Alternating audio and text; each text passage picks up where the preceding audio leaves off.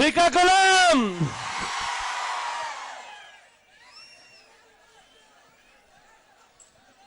ఇవాళ యువబేరి కార్యక్రమం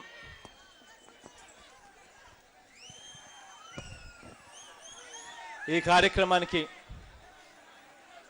కార్యక్రమం బాగా ఆలస్యంగా జరుగుతూ ఉన్నా కూడా ఎండలు కూడా ఎందుకో తీక్షణంగా ఉన్నాయి. గాలి అంతంత మాత్రంగానే ఉంది.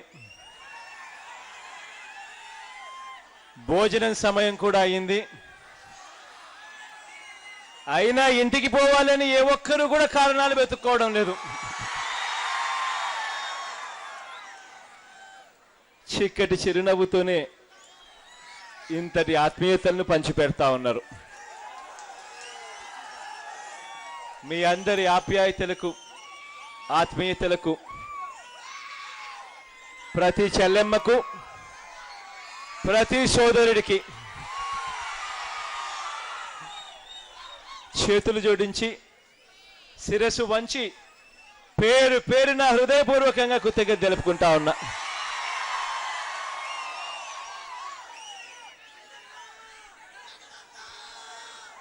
ఇవాళ నేను ఇది మొదలు పెట్టే ముందు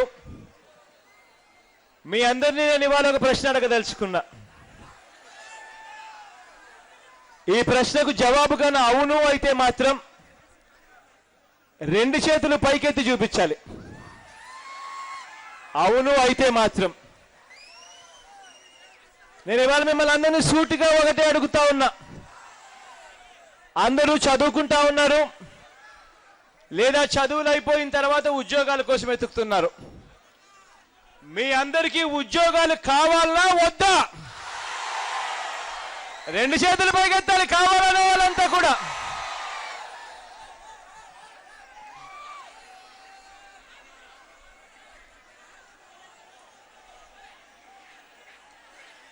చంద్రబాబు నాయుడు గారు ముఖ్యమంత్రి అయ్యే నాటికి మన రాష్ట్రంలో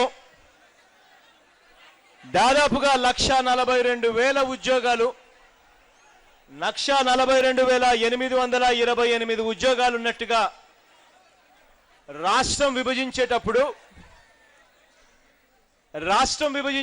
లెక్కలు కట్టారు.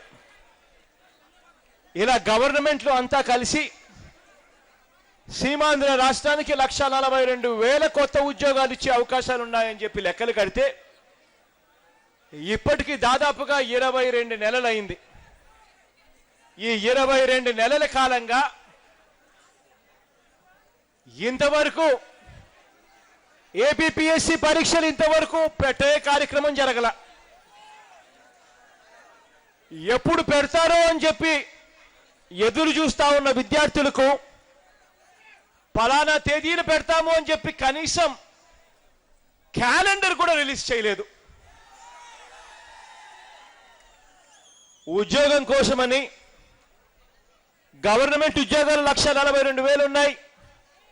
కష్టపడితే ఉద్యోగం వస్తుంది, చదువుకుంటే ఉద్యోగాలు వస్తాయని ఆ ఏపీపీఎస్సీ పరీక్షల కోసం గ్రామాల నుంచి నగరాలకు వచ్చి డిస్ట్రిక్ట్ హెడ్ క్వార్టర్స్కి వచ్చి డిస్ట్రిక్ట్ హెడ్ క్వార్టర్స్లో కోచింగ్ సెంటర్లకు వెళ్ళి హాస్టళ్లలో ఉంటూ పిల్లలు చదువుకుంటా ఉన్నారు. చదువుల కోసం తల్లిదండ్రులు ఊరి దగ్గర వాళ్ళకున్న పొలాలమ్మి పిల్లలకు గవర్నమెంట్ ఉద్యోగాలు వస్తాయి చదువుకుంటే బాగా అని చెప్పి పొలాలమ్మి పిల్లలకు డబ్బులు పంపిస్తా ఉన్నారు. ఇప్పటికీ 22 నెలలు అయిపోయింది. పిల్లలు చదువుతా ఉన్నారు. ఎప్పుడు ఏపీపీఎస్సీ పరీక్షలు పెడతారో కూడా కనీసం చెప్పను కూడా చెప్పడం లేదు ఈ రాష్ట్ర ప్రభుత్వం. డిఎస్సి పరీక్షలు జరిగాయి, 10,000 ఉద్యోగాలు డిఎస్సి పరీక్షలు జరిగాయి. ఇప్పటికి దాదాపుగా 14-15 నెలలు అయిపోయింది. ఇంతవరకు మెరిట్ లిస్ట్ ఇవ్వలేదు. ఎప్పుడు ఉద్యోగాలు ఇస్తారో తెలియదు. పైగా క్లస్టర్ స్కూల్స్ అని ఉన్న స్కూళ్లను తగ్గిస్తా ఉన్నారు, ఉన్న హాస్టళ్లను తగ్గిస్తా ఉన్నారు. తగ్గించి పైగా 7,000 టీచర్ ఉద్యోగాలు ఇవాళకి ఖాళీగా 7,000 టీచర్ ఉద్యోగాలు ఇంకా సర్ప్లస్ గా ఉన్నాయి అని చెప్పి రాష్ట్ర ప్రభుత్వం నివేదికలు లీక్ చేస్తా ఉంది. అంటే ఆ 10,000 మందికి ఉద్యోగాలు ఇస్తారో ఇవ్వరో కూడా తెలియని పరిస్థితిలో ఇవాళ డిఎస్సి పరీక్షలు రాసిన పిల్లల పరిస్థితి. ఇవాళ అవుట్ సోర్సింగ్ లో దాదాపుగా 2 లక్షల మంది పిల్లలు బాబు వస్తే జాబ్ వస్తుంది అని ఆ రోజు ఎన్నికలప్పుడు ఇలా పాంఫ్లెట్లు పంచారు. ఏ టీవీ ఆన్ చేసినా కూడా ఇంటికి వెళ్తే కనిపించేది జాబ్ రావాలంటే బాబు ముఖ్యమంత్రి కావాలి అన్న మాట కనిపించేది. టీవీ ఆన్ చేస్తే అదే మాటలు, చంద్రబాబు నాయుడు గారు మైకు పట్టుకుంటే అదే మాటలు. పైగా చెప్పేవాడు 9 ఏళ్ళు నాకు ముఖ్యమంత్రిగా అనుభవం ఉంది, అదొక మళ్ళా అరిగిపోయిన టేప్ రికార్డర్ మాదిరి మళ్ళీ ఆ మాటలు కూడా మాట్లాడేవాడు. ప్రతి ఇంటికి ఈ పాంఫ్లెట్ పంపించాడు. పంపించి ఆ ప్రతి ఇంటికి పాంఫ్లెట్ వెళ్ళినప్పుడు తీసుకొచ్చిన వాళ్ళంతా కూడా చెప్పేవాళ్ళు, అమ్మా దీని మీద చంద్రబాబు నాయుడు గారు సంతకం పెట్టారు చూడండి అమ్మా అని చెప్పి ఇలా చూపించారు. చూపించి దీంట్లో ఉన్న హామీలను చదివారు. అందులో ఒక హామీ ఇంటింటికి ఒక ఉద్యోగం. ఒకవేళ ప్రతి ఇంటికి ఉద్యోగం ఇవ్వలేకపోతే ప్రతి ఇంటికి 2,000 రూపాయలు నిరుద్యోగ భృతి ఇస్తాము అని చెప్పి ఒక హామీ ఉంది.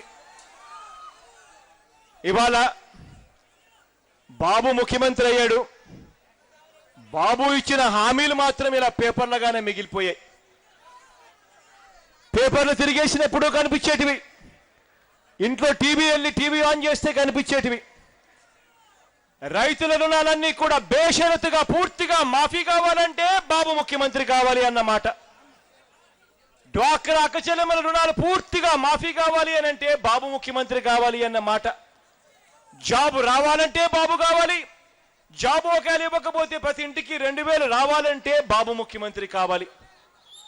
ఇలా ఒకటి కాదు, 2 కాదు, ప్రతి విషయంలోనూ అబద్ధం అయిపోయిన తర్వాత మోసం. బాబు పరిపాలనా తీరు ఇలా జరుగుతూ ఉంది. నేను ఇవాళ మిమ్మల్ని అందరినీ కూడా నేను చేతులు ఎందుకు పైకెత్తమని చెప్పానో తెలుసా? కారణం ఇదే చంద్రబాబు నాయుడు గారికి అర్థం కావాలి, తాను ఏదైతే మాట చెప్పాడో ఆ మాటను నమ్మి నీకు ఓటేసింది ఎంతమంది ఉన్నారో ఆ ఓటు వేసిన వాళ్ళందరూ కూడా చేతులు పైకెత్తి నువ్వు ఎప్పుడెప్పుడు పోవాలి అని చెప్పి ఇవాళ కోరుకుంటా ఉన్నారు అన్న మాట చంద్రబాబు నాయుడు గారికి అర్థం కావాలి. మోసం చేసి ప్రజల భావోద్వేగాలతో ఆడుకుంటే, మోసం చేసి విద్యార్థుల భావోద్వేగాలతో ఆడుకుంటే వాళ్ళ ఉసురు చంద్రబాబు నాయుడు గారికి తగులుతుంది అని చంద్రబాబు నాయుడు గారికి అర్థం కావడానికి మీ చేతులు పైకెత్తిచ్చినాను ఇంతకుముందు. ఇవాళ ఒకటి చెప్పాలి, బాబు ముఖ్యమంత్రి అయ్యాడు, అంగన్వాడీ వాళ్లకు జీతాలు పెంచమని చెప్పి అడుగుతా ఉంటే నిర్దాక్షిణ్యంగా కొట్టించి పోలీస్ స్టేషన్లకి వేస్తాడు. బాబు ముఖ్యమంత్రి అయ్యాడు, 35,000 మంది ఫీల్డ్ అసిస్టెంట్ల జాబులు ఊడిపోయాయి. బాబు ముఖ్యమంత్రి అయ్యాడు, గోపాలమిత్ర ఉద్యోగాలు పోయాయి. బాబు ముఖ్యమంత్రి అయ్యారు,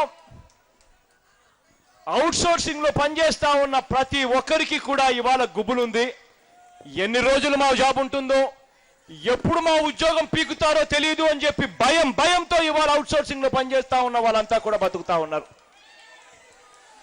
దాదాపుగా 2 లక్షల మంది పరిస్థితి ఇదే తీరు.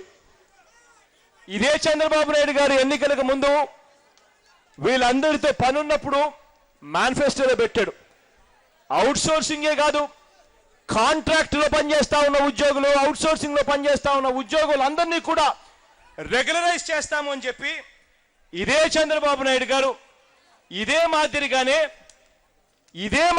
అడ్వర్టైజ్మెంట్లు ఇచ్చి చంద్రబాబు నాయుడు గారు సంతకం పెట్టి పేపర్లలో ప్రచురణ చేశారు. ఇవాళ బాబు ముఖ్యమంత్రి అయ్యాడు, ప్రతి మాట కూడా ఇవాళ ఒక నీటి మాటగా మిగిలిపోయిన పరిస్థితులు కనిపిస్తా ఉన్నాయి. ఇటువంటి పరిస్థితుల్లో కనీసం చంద్రబాబు నాయుడు గారు కనీసం కేంద్ర ప్రభుత్వాన్నైనా కూడా వాళ్ళు ఇచ్చిన హామీని వాళ్ళ మీద గట్టిగా ఒత్తిడి తీసుకొని వచ్చి ఆ హామీని నెరవేర్చే విధంగా కనీసం ఒత్తిడి తీసుకొని వస్తే కాస్తో కూస్తో ఈ సమస్యకు పరిష్కారం దొరుకుతుంది.